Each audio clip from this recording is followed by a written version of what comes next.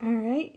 Hello all. We're going to talk about our second day with function notation. Here you'll notice you have homework from the textbook. So that's a little bit different. But we're going to start out the same way. We're going to remind ourselves of our definition of a function and what we did in the last lesson. So a function is an equation with two variables whose graph passes the vertical line test. And we're starting to look at function notation here. Right, the whole idea of f of x is the same as your y number. So if you have an equation like this, if you remember from the last lesson, this is just saying that x is equal to -2. So we can do a lovely straightforward substitution here. And this is the same problem as you saw yesterday. I'm putting my parentheses in here. And then I'm following my order of operations. 3 times 4 plus 7 equals 12 plus 7, which is equal to 19. This side didn't change at all. And we've got our same answer that we arrived at yesterday. So if you haven't fully mastered that, make sure you're reviewing. Please check for the quiz, the check-in answers from quizzes to review and see how you're doing with that. Just making sure that you are treating this as its own separate variable and not trying to treat it like multiplication. If you want to practice again, we have the same problem.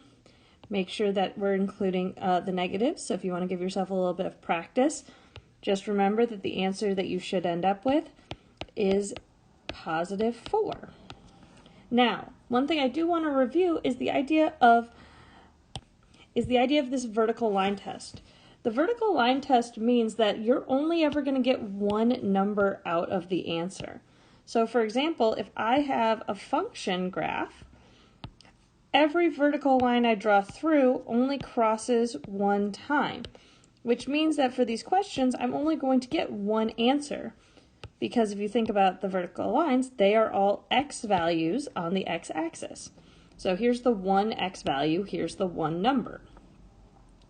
Now, a graph that would fail this maybe would be a circle where we have our one x value, and now we have two numbers here, which means that you'd have this equation equal to two separate numbers, which would be kind of weird. Now, when you have a function written out, this test becomes very straightforward. However, not every function is represented by an equation. We might see tables or graphs. Now, when it's tables, the question is this a function or is it not? When we're looking at a table, if I am looking at, let's look at two examples. We've got an x and a y. I could have used f of x, and an x and y here. So I'm going to fill in these tables. So if we look at these two tables, I'll tell you right now, one is a function and one isn't. And you'll notice the difference are, in this first example, the x values go 0, 1, 2, and then here we've got 3 and then 5 and then 3 again. Here, the x is the one with the 2 repeating like this. So one of them is a function and one of them is not. Now the easiest way to test is just to graph them out. So at the first one, we've got the point 0, which means that it's going to be here, and then +3, which means it's going up the y-axis. So there's our first point, 0, 3. The next one, 1, 5. Then the one after that would be 2, 3. So no point here fails the vertical line test. On this one, however, we've got 0 up 3, then 1, 5 again. Then the next one is 0, 7.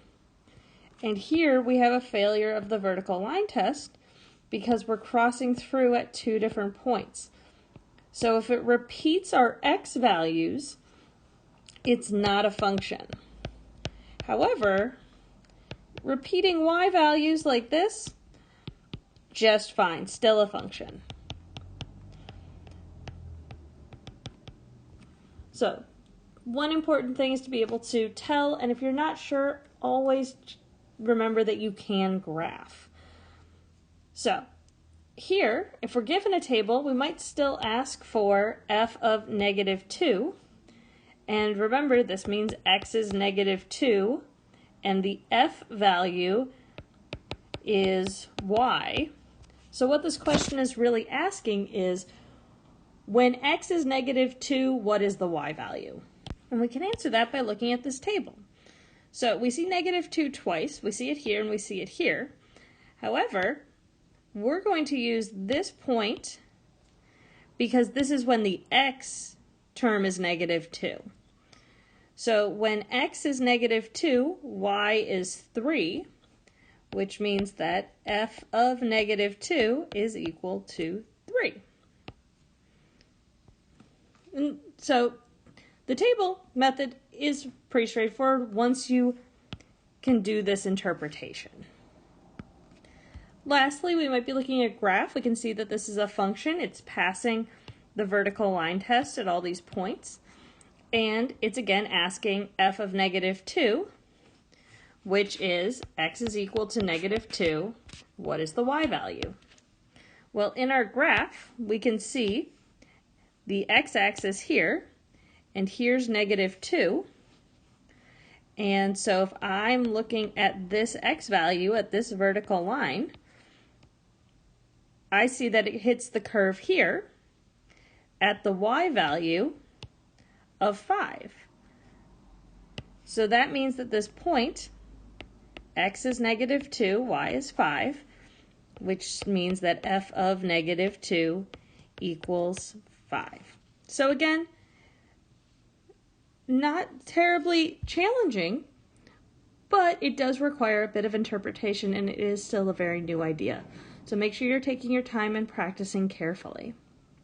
Let me know if you have any questions in the class comments, and make sure that you're reviewing your quizz's answers before you're going on to this week's quiz. Best of luck, and please do leave any questions you have for me, and I will get back to you within the day.